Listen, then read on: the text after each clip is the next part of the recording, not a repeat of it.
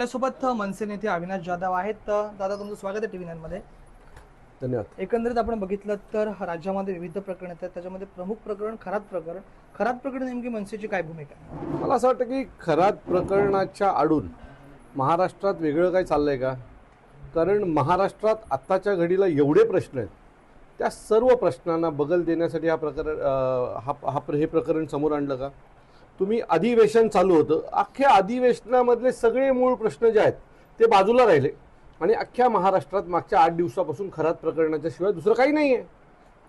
असे प्रकरणं अधिवेशन दाबण्यासाठी किंवा अधिवेशनातल्या मूल प्रश्नांना बगल देण्यासाठी समोर आणले जातात का? आज नरहरी झिरवळांचं प्रकरण समोर आणलं, त्याच्यामध्ये त्यांच्याच एका माजी मंत्र्याने हे प्रकरण सगळं पेरून समोर आणलेलं आहे असं म्हटलं जातं. विरोधी पक्षाच्या काही आमदारांचं असं मत होतं. माझं परत मत आहे की अशा प्रकारे जर एकाच पक्षातला एक माजी मंत्री दुसऱ्या मंत्र्याला फसवण्यासाठी अशा प्रकारचे जर कृत्य करत असेल तर उद्या खून होतील, सुपाऱ्या देतील एकमेकांना मारण्याच्या. ही महाराष्ट्राची संस्कृती नाही. ही मला असं वाटतं की मुख्यमंत्र्यांनी हे समजून घेतलं पाहिजे. जे काय चाललंय महाराष्ट्रामध्ये त्याच्यावर कुठला तरी प्रकारचं ॲक्शन घेतलं गेलं पाहिजे.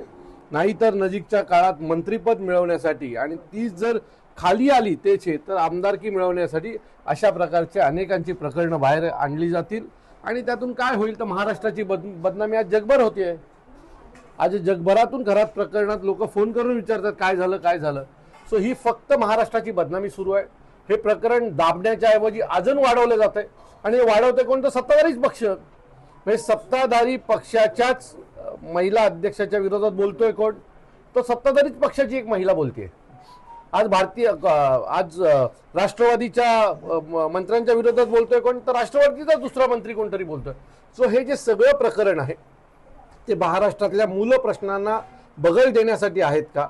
अधिवेशनात येणारे मूळ जे प्रश्न आहेत ते दाबण्यासाठी आहे का? असा प्रश्न आमच्या समोर पडतोय. खरात प्रकरण आपण जर बघितलं तर अनेक त्याचे भक्त जे आहेत ते मंत्रीवर्ग आहे, व्हीआयपी पर्सन आहेत आणि सरकारनेच त्या मंत्री बांधण्यासाठी निधी देखील दिलेला आहे. मी तेच म्हणतोय की सरकारला माहिती नाही ही आमची माणसं आहेत, मग त्याच्यानंतर तुमची लोक कशी काय सगळ्यांच्या विरोधात बोलतायत? आणि ही प्रकरणं जर काही दिवसापासून समोर येतात, याचे काही अनेक व्हिडिओ आधी पण आले होते. सो हे त्यावेळेला का नाही गुन्हे दाखल झाले? काही उपजिल्हा अधिकारी असतील, अनेक इतर अधिकारी असतील, ते त्या झिरवळ याला मदत करत होते, करातला मदत करत होते, अनेक मंत्री त्याला मदत करत होते. सो ही जी सगळी महाराष्ट्राला कीड लावण्याचं जे काम सुरू आहे ना ते अतिशय वाईट आहे. ज्यांच्या 58 जणांच्या क्लिप आहेत त्या सगळ्या क्लिप ज्या आहेत, एप्स्टीन फाईल कसं जाहीर करून टाकलं तसं हे पण जाहीर करून टाका. आम्हाला कळू तर द्या की आमच्या मंत्रिमंडळात किंवा आमच्या महाराष्ट्रात वर राजकीय नेते म्हणून फिरणाऱ्यांच्या नक्की व्हिडिओज तरी काय एकदा जाहीर करून टाका. कोण कोण आहेत आम्हाला पण कळ. एकदाचा हा विषय संपवा. कारण महाराष्ट्रात अनेक प्रश्न आहेत. आज गॅसच्या दुकानाच्या बाहेर लाईन लागायला लागलेल्या आहेत, आज पेट्रोलसाठी लाईन लागायला लागलेल्या आहेत, आज रॉकेलसाठी लाईन लागायला लागलेल्या आहेत, लोक सामानांसाठी रेशनिंगच्या दुकानांच्या बाहेर लाईन लावायला लागलेल्या आहेत. या प्रश्नांवर बातम्याच येत नाही आहेत. महाराष्ट्रात टीव्ही चॅनलला चाललंय काय तर झिरवळ प्रकरण, त्या खरात प्रकरण, यातूनच महाराष्ट्राच्या लोकांना काय मिळणार आहे मला माहीत नाही. पण मूळ प्रश्न जे आहेत आज गॅस, पेट्रोल, डिझेल याचा जो मूळ प्रश्न आहे याच्यावर कोणी बोलत नाही. मी सांगतो, पाडव्याच्या बैठकीत सभेमध्ये सन्माननीय राजसाहेबांनी म्हटलं होतं की महाराष्ट्रावर आज अशी परिस्थिती येणार, त्याला कोणी गांभीर्याने घेतलं नाही. पण ज्या वेळेला पंतप्रधान त्याच्याच 2 दिवसांनी पंतप्रधान लोकसभेत जेव्हा म्हणतात तेव्हा लोकांची धावाधाव होते. सो सन्माननीय राजसाहेब जे म्हणतात ते महाराष्ट्राच्या हिताचं आहे. महाराष्ट्राने नीट कानात तेल टाकून ऐकावं की राजसाहेब काय म्हणतात आणि ते कशा त्याच्या पुढच्या पावलं आहेत. कारण त्यांनी आतापर्यंत जेवढ्या भविष्यवाण्या केल्या त्या खऱ्या झाल्या. एकीकडे सरकार म्हणतंय घाबरून जाऊ नका, पण कुठेतरी पेट्रोल डिझेलचा पुरवठा देखील सरकार करू शकत नाही. त्या ठिकाणी आपण रांगा लागलेला बघतोय. मला असं वाटतं की घाबरून जाऊ नका असं तुमचं मत असेल तर मग पंतप्रधानांनी लोकसभेत का म्हटलं की लॉकडाऊन सारखी परिस्थिती येईल? पंतप्रधान बोलल्यामुळे लोकांमध्ये भीतीचं वातावरण तयार झालं ना. आतापर्यंत हा विषय गॅसपर्यंत होता. आज अनेक हॉटेल्स बंद पडायला लागलेले. तुम्ही जर स्विगी, झोमॅटो बघाल तर अनेक ऑर्डर आता कॅन्सल होतात, नाही मिळत आहेत तुम्हाला. पुढच्या काही दिवसांनी याची परिस्थिती अजून गंभीर होईल आणि आपोआप लॉकडाऊन सारखी परिस्थिती येईल. कारण हॉटेल्स बंद होणार, मग तिथले जे लोक आहेत ते बेरोजगार होणार. 2-4 दिवसापूर्वी मी बातमी ऐकली, गुजरातमधनं ट्रेन भरून लोक ही पुन्हा त्यांच्या गावी चाललेली आहेत. तो ही परिस्थिती कोणामुळे उद्भवली तर लोकसभेमध्ये पंतप्रधानांनी केलेल्या भाषणामुळे. पंतप्रधानांनी सांभाळून भाषण केलं असतं आणि घाबरून जाण्याची परिस्थिती नाही असं जर त्यांनी तिथे म्हटलं असतं तर आज ही वेळ आली नसती. अजून पुढच्या 4 दिवसाने महाराष्ट्रात काय परिस्थिती ओढावेल हे आम्हाला माहीत नाही.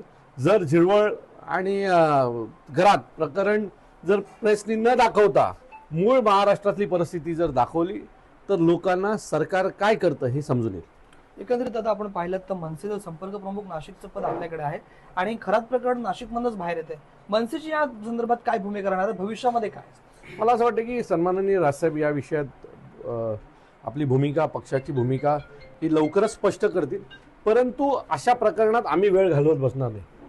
आम्हाला नाशिकमध्ये खूप कामं आहेत, लोकांची खूप प्रश्न आहेत. आता पेट्रोल डिझेलपासून महागाईचा जो विषय आहे याच्यावर आता आम्ही काम करणार आहोत आणि बाकी पत्रकार आणि सत्ताधारी पक्ष आहेत ना झिरवळला आणि खरातला झोपवण्यासाठी.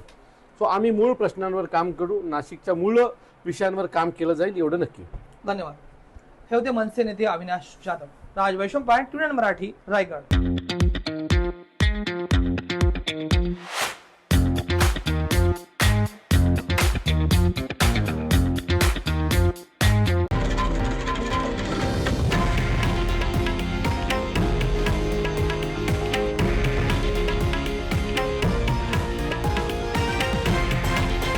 हे आहे देशातील नंबर 1 न्यूज नेटवर्क आणि आपण पाहत आहात TV9 मराठी, एकमेव.